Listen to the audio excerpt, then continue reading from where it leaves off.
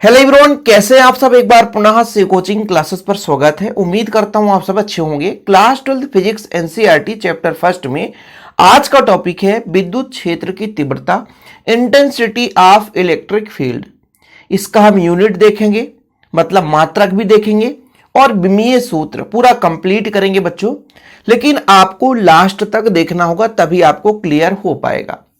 Topic by topic हम आपको videos lecture, छोटे छोटे लेक्चर के माध्यम से, साथ में किस तरीके से आपको लिखना है वो सारा चीज यहां पर हम क्लियर कराते हैं। बस आप लोगों से एक ही उम्मीद रहती है कि वीडियो को लास्ट तक देखें, हो सके तो शेयर कर दें, लाइक करके चैनल को सब्सक्राइब कर लें। चलिए शुरू करते हैं बच्चों। तो विद्युत क्षेत्र की तीव्रता, इंटेंसिटी ऑफ इलेक्ट्रिक फील्ड को समझने के पहले आपको विद्युत क्षेत्र समझना होगा, यानी इलेक्ट्रिक फील्ड समझना होगा। मैं आपको आपके ही आसपास का कोई उदाहरण देता हूं। जैसे मान लीजिए आपके घर में 4 लोगों का समूह है और लोग बैठे हैं और अचानक कोई बुद्धिजीवी व्यक्ति आ जाता है, पढ़ा लिखा एक सामाजिक व्यक्ति आता है, तो आपको आकर्षित करता है। या आप 4 लोग किसी पढ़े लिखे व्यक्ति के पास चले जाएं, तो वो क्या करेगा कि अपने ज्ञान से आपको प्रकाशित करेगा और आप आकर्षित हो जाएंगे। यानी जब कोई अच्छे अच्छे बातें आपको सुनाने लग जाए तो आप उनके बातों को गौर से सुनते हैं। ऐसा क्यों? क्योंकि उनके अंदर एक ऐसा वातावरण उत्पन्न करने की क्षमता है जिससे आपको वो आकर्षित कर लेते हैं। ठीक है। या कि मान लीजिए कोई भद्दा व्यक्ति ही आ जाए, उससे लोग दूर भागने लग जाएंगे। ऐसा क्यों जानते हो? क्योंकि वो ऐसा माहौल क्रिएट कर देगा कि आपको किसी कारणवश भी वहां से भागना पड़ेगा। कोई कारण नहीं, फिर भी भाग जाओगे, कारण वो एक ऐसा वातावरण वहां पे जनरेट करेगा। ऐसे आवेश भी है। आवेश यदि कहीं पे रख दिया जाए तो चारों ओर एक अपना वातावरण उत्पन्न करता है, उसे ही हम बोलते हैं विद्युत क्षेत्र। मतलब जब किसी वैद्युत आवेश को मुक्त आकाश में भी रख दिया जाए तो उसके चारों ओर वैद्युत का एक आवरण उत्पन्न, पर्यावरण उत्पन्न हो जाता है और अपना प्रभाव प्रदर्शित करता है। वो उसका विद्युत क्षेत्र कहला जाता है। जैसे कहने का तात्पर्य हुआ कि मान लीजिए यहां पे प्लस क्यू आवेश हमने रख दिया, ठीक है। अब प्लस क्यू आवेश से जो विद्युत क्षेत्र रेखा निकलती है वो बाहर की ओर निकलती है, तो कहां तक इसका प्रभाव होगा बच्चों? जहां तक उसकी क्षेत्र रेखाएं रहेगी। तो ये मान लीजिए इसके चारों ओर का एक ऐसा क्षेत्र जहां तक इसका प्रभाव रहेगा वो इस आवेश का विद्युत क्षेत्र कहला जाएगा। यानी कुल मिलाकर के एक निष्कर्ष निकला कि आवेश को यदि हम स्वतंत्र रख दें तो उसके चारों ओर एक क्षेत्र जनरेट हो जाता है जो किसी पर बल लगा सकता है ना। जैसे कोई अन्य परीक्षण आवेश यहां पर ला दिया जाए, मान लीजिए यहां पर एक छोटा सा परीक्षण आवेश लाते हैं Q0। परीक्षण आवेश का मान बिल्कुल बहुत ही कम होता है। ये प्लस क्यू आवेश के चारों ओर का ये विद्युत क्षेत्र है, जनरेट हुआ है। ठीक है। तो विद्युत क्षेत्र की यदि बात की जाए तो ये तो क्लियर हो गया होगा कि मान लीजिए वैद्युत आवेश के चारों ओर का एक क्षेत्र, वैद्युत आवेश के चारों ओर का एक क्षेत्र, जहां तक वह अन्य आवेश पर वैद्युत बल लगा सकता है। जैसे मैंने कहा कि यहां पर एक परीक्षण आवेश हमने लाया तो यहां पर यह बल लगा सकता है, वह क्षेत्र उस आवेश का विद्युत क्षेत्र कहला जाता है। एक एक पॉइंट मैंने कहा ना, परिभाषा साथ में लेकर चलूंगा, आपको इधर उधर भटकने की जरूरत नहीं है। तो आवेश का भी एक एरिया रहेगा जहां तक कि वो बल का अनुभव करा सकता है, किसी अन्य आवेश पर बल लगा सकता है, वो उस आवेश का क्या है बच्चों? विद्युत क्षेत्र कहला जाता है, यानी इलेक्ट्रिक फील्ड। ठीक। तो जब भी हम किसी भी आवेश को किसी खुले जगह पर आकाश में रख देते हैं तो उसके चारों ओर एक कुल मिलाकर के एक क्षेत्र उत्पन्न होता है जहां तक वो अपना प्रभाव दे सकता है। जैसे मैं मान लीजिए किसी कमरे में पढ़ा रहा हूं तो मेरे आवाज को जहां तक लोग सुन पा रहे हैं वो मेरा क्षेत्र हो गया। सही है कि नहीं? क्लासरूम में मैं टीचर हूं, मैं पढ़ा रहा हूं, तो जहां तक बच्चे सुन पा रहे हैं वो मेरा क्षेत्र हो गया। ऐसा तो है नहीं कि सभी क्लासरूम में मेरा आवाज जाएगा, तो हमारा एक क्षेत्र है। ऐसे ही आवेश है, जहां तक अपना प्रभाव प्रदर्शित कर सकता है वो उसका क्षेत्र कहला जाता है, उसे ही हम विद्युत क्षेत्र कहते हैं। अब इसी विद्युत क्षेत्र पर हम एक परीक्षण आवेश लाते हैं। जैसे मान लीजिए ये परीक्षण आवेश लाया हमने, ये Q0 आपको दिख रहा है ना, यही है आपका परीक्षण आवेश। क्या है बच्चों? परीक्षण आवेश। परीक्षण मतलब हम यहां पर एक प्रकार से परीक्षण कर रहे हैं आवेश का। तो परीक्षण आवेश हमने लाया तो ये आवेश इस क्षेत्र के कारण, मतलब विद्युत क्षेत्र के कारण कोई ना कोई बल अनुभव करेगा, और वही बल जो है विद्युत क्षेत्र की तीव्रता है।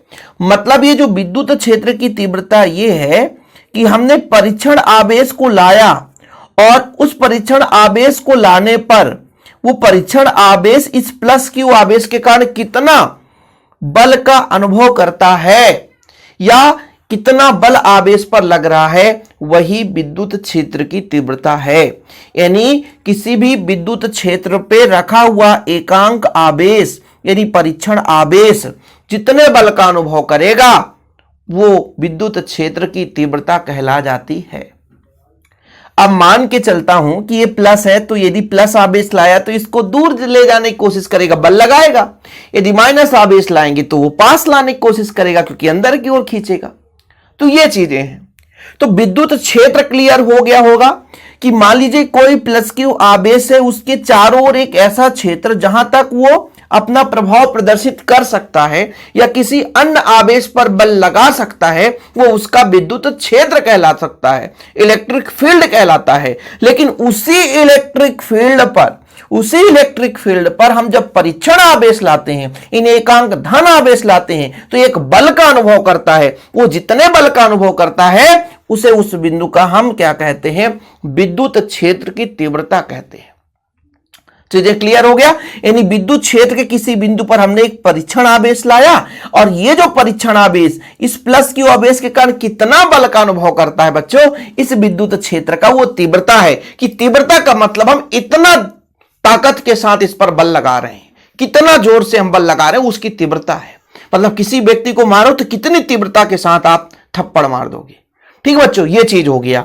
ये तो मान लीजिए वेक्टर फॉर्म में है। यदि उसे नॉर्मल की बात किया जाए तो E बराबर हो गया F/Q, ये हो गया। और यहां पर यदि किसी आवेश पर कितना बल लगता है तो ये पक्षांतर करेंगे तो Q0E हो जाता है। और ये फार्मूला बार बार देखने को मिलता है आगे चल करके। तभी तो हम कहते हैं पहले आप छोटे छोटे पॉइंट को, कंसेप्ट को क्लियर करें, ऑलरेडी आपका सारा चीज क्लियर हो जाएगा। देखो, विद्युत क्षेत्र के किसी बिंदु पर स्थित एकांक धनावेश जितने बल का अनुभव करता है उसे उस बिंदु पर विद्युत क्षेत्र की तीव्रता कहते हैं। ठीक है। जैसे मान के चलते हैं कि एक बिंदु परीक्षण आवेश Q0 रखा गया है और उस पर F बल लग रहा है, यानी अनुभव कर रहा है, तब विद्युत क्षेत्र की तीव्रता E बराबर F/Q0 हो गया। ठीक है। अदिश रूप में करेंगे तो वेक्टर आपको हटा देना, आपका अदिश रूप हो जाता है। ठीक बच्चों, या इसको हम ऐसा भी कह सकते हैं कि मान लीजिए हमारे पास एक विद्युत क्षेत्र है, उस पर हमने परीक्षण आवेश लाया, तो उस पर लगने वाला बल और परीक्षण आवेश के मान के अनुपात को ही हम विद्युत क्षेत्र की तीव्रता कहते हैं। दो परिभाषा तो दे सकते हैं कि नहीं दे सकते, कि ये बल है मतलब परीक्षण आवेश पर लगने वाला जो बल है, और परीक्षण आवेश के मान के अनुपात को हम क्या कहेंगे, विद्युत क्षेत्र की तीव्रता। या विद्युत क्षेत्र की तीव्रता जो है परीक्षण आवेश पर लगने वाले बल और परीक्षण आवेश के मान के अनुपात के बराबर होता है। यही चीज यहां पे लिखा हुआ है। यदि विद्युत क्षेत्र की तीव्रता पूछी जाती है 2 नंबर में, तो आप इतना लिख देना, आपको नंबर मिल जाएंगे। अब हम मात्रक की बात करते हैं, यूं आसानी से बच्चों, मात्रा वगैरह यूं यार आप लोग वैसे भी बहुत चालाक हो, आप लोग आसानी से कर सकते हो। मैंने कहा E बराबर आपने पढ़ा F/Q, Q0 मैंने लिख दिया। अब बताओ बल का मात्रक क्या होता है, न्यूटन। सही है कि नहीं, बल का मात्रक न्यूटन, और इसका हो गया कूलाम। तो न्यूटन कूलाम हो गया, न्यूटन प्रति कूलाम। ठीक है, मात्रक आप लोग लिख सकते हो। कभी कभी आ गया मान लीजिए MKS पद्धति में, मीटर किलोग्राम में, तो कैसे होगा देखिएगा।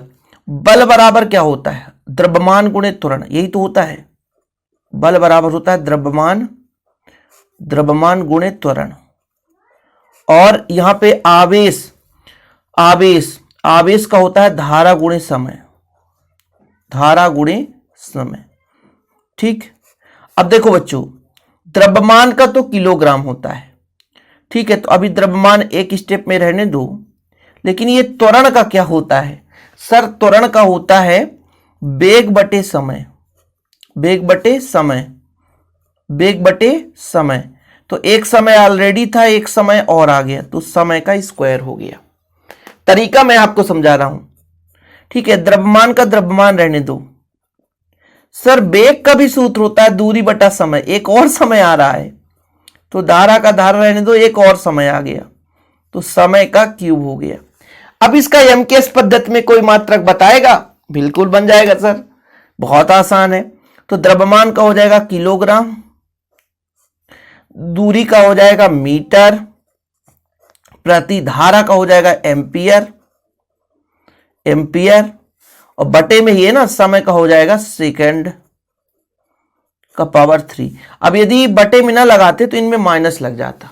तो ये इसका बच्चों आपका क्या निकल कर आ गया, ये इसका एमकेएस पद्धति में, ये आपका एसआई पद्धति में है न्यूटन प्रति कूलम, न्यूटन प्रति कूलम, ये आपका एसआई पद्धति में हो गया, ये आपका एमकेएस पद्धति में है।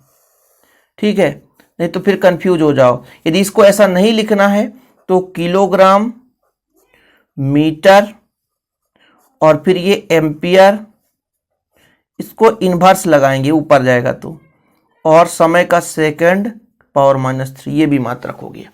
और इसी से बिमी सूत्र है, इसी से बिमी सूत्र कैसे निकालोगे जानते हो? देखो ये द्रव्यमान है ना, द्रव्यमान है तो m, दूरी है ना तो l, यहां पर टाइम तो है नहीं कि है टाइम 3 तो t पावर -3, और धारा है तो एम्पियर की पावर -1।